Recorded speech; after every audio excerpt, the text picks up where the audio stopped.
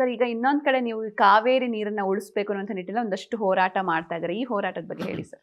ಈಗ ಕಾವೇರಿ ನದಿ ನೀವು ನೋಡುವಾಗ ಕೊಡಗು ಕಾವೇರಿದು ಒಂದು principal catchment area, main catchment ಜಲನಯನ.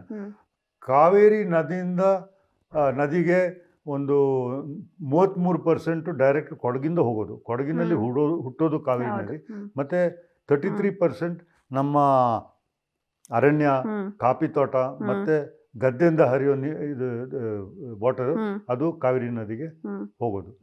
So ಇವಾಗ ಈ ಇಕೋಸಿಸ್ಟಮ್ ನಾವು ಹೆಚ್ಚು ಡಿಸ್ಟರ್ಬ್ ಮಾಡಿ ಇದರಲ್ಲಿ ನಗರೀಕರಣೆ ಮತ್ತು ರಿಸಾರ್ಟು, ಲೇಔಟು, ಟೂರಿಸ್ಟು, ಡೆಮೋಗ್ರಫಿಕ್ ಪ್ರೆಷರ್ ಹೆಚ್ಚಾದರೆ ಅದು ಕಾವೇರಿ ನದಿ ಮೇಲೆ ಅದು ಪ್ರಭಾವ ಬೀರ್ತದೆ.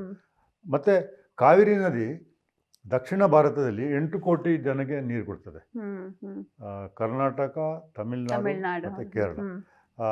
ಇಲ್ಲಿ ನಮ್ಮ ಕರ್ನಾಟಕ ತಗೊಂಡ್ರೆ ನಮ್ಮ ಮಂಡ್ಯ ರೈತರಿಗೆ, ಮೈಸೂರು ಸಿಟಿಗೆ, ಬ್ಯಾಂಗ್ಳೂರು ಸಿಟಿಗೆ ಎಲ್ಲ ಇಲ್ಲಿಂದ ನೀರು ಹೋಗೋದು.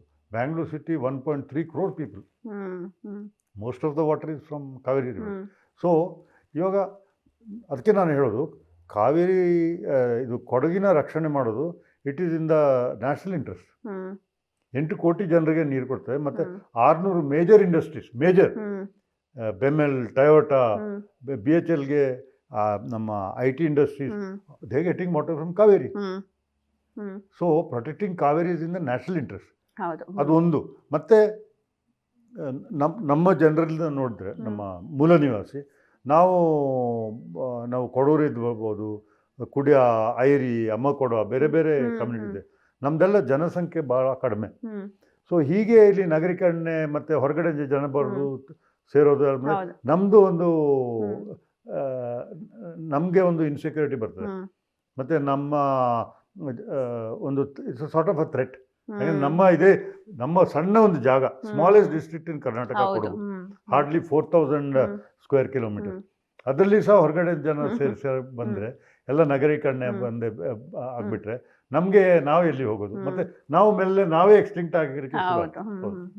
ಸರ್ ಈಗ ಮತ್ತೊಂದು ಕಡೆ ಕೊಡಗು ಅಂತ ಅಂದರೆ ಒಂದು ಟೂರಿಸಂ ಸ್ಪಾಟ್ ಅಂತ ಕನ್ವರ್ಟ್ ಆಗಿಬಿಟ್ಟಿದೆ. ಇತ್ತೀಚಿನ ದಿನಗಳಲ್ಲಿ ಸಾಕಷ್ಟು ಟೂರಿಸ್ಟ್ ಬರ್ತಾರೆ, ಹೋಮ್ ಸ್ಟೇಸ್ಗಳು ಜಾಸ್ತಿ ಆಗ್ತಾ ಇದೆ. ಇದ್ರ ಬಗ್ಗೆ ನಿಮ್ಮ ಒಪಿನಿಯನ್ ಏನು ಸರ್? ಈಗ tourism by it self, just tourism ಅದು ಒಂದು ಪ್ರಾಬ್ಲಮ್ ಅಲ್ಲ. ನಾವು ಸಹ ಟೂರಿಸ್ಟ್ ಆಗಿ ಹೋಗ್ತೀವಿ. ನಾವೊಂದು ಎಲ್ಲ ಫ್ಯಾಮಿಲಿನ, ನಮ್ಮ ಚಿಲ್ಡ್ರನ್, ಗ್ರ್ಯಾಂಡ್ ಚಿಲ್ಡ್ರನ್ ಕರ್ಕೊಂಡು Goa we spend 4-5 days. Good. ನಾವು ಸ್ವಲ್ಪ ಅಬ್ರಾಡ್ ಹೋಗ್ತೀವಿ, ಇಲ್ಲಿ ಬೇರೆ ಬೇರೆ ಜಾಗದಲ್ಲಿ ಹೋಗ್ತೀವಿ. Tourism by itself is fine. Problem ಯಾವಾಗ ಬರ್ತದೆ? Over tourism, beyond carrying capacity. Over tourism is ಬ್ಯಾಡ್.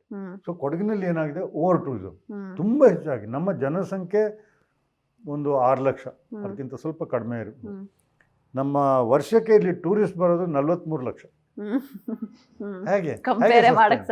ಹೇಗೆ ಸಸ್ಟೈನ್ ಮಾಡ್ಬೋದು? ಸೊ